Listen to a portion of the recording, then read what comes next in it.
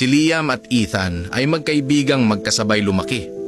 Magkasama silang naglaro sa isang kalsada, pumasok sa parehong paaralan at nangarap ng magandang kinabukasan. Ngunit pinaghiwalay sila ng buhay na para bang dalawang munting bangkang inanod sa magkaibang direksyon. Si Liam ay pinili ang landas ng sipag at pag-aaral.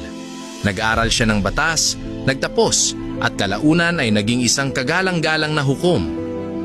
Si Ethan naman ay nadala sa buhay ng saya at kawalan ng direksyon, mga party, paglalakbay at walang habas na paggastos hanggang sa maubos ang kanyang pera at tuluyang mawalan ng tirahan.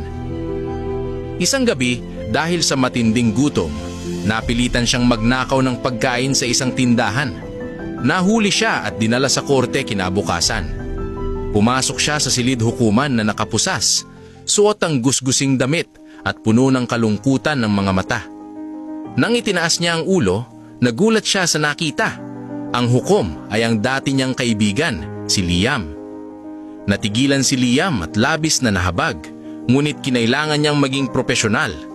Binuksan ng case file, tinignan si Ethan ng may lungkot at sinabi sa pormal na tinig, "Sa korte na ito walang magkaibigan, tanging batas lamang. Dahil dito, hinahatulan ko ang akusado ng multa na $2,000. Mahinang bulong ni Ethan, "Your Honor, wala nga po akong matuluyan. Paano ko babayaran ng multa?" Sumagot si Liam, "Nandito ako bilang hukom at sa upuang ito, hindi ako kaibigan ni numan. Court is adjourned." Tahimik ang buong silid.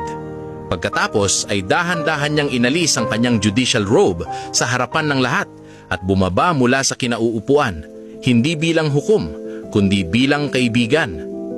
Lumapit siya kay Ethan, kinuha ang isang tseke na nagkakahalaga ng $8,000. Inilagay ito sa kamay nito at yinakap siya ng mahigpit. Sabi niya, "Bayaran mo ang multa, magpaupa ka ng desenteng tirahan, magsimula ka ulit, at kung may matira pa, ituring mo iyon bilang oportunidad.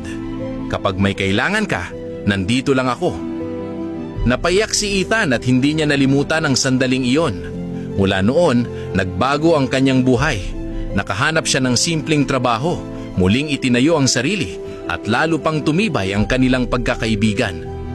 Hindi lamang iyon isang hatol na legal, ito'y isang hatol ng habag, isang hatol sa pangalan ng tunay na pagkakaibigan.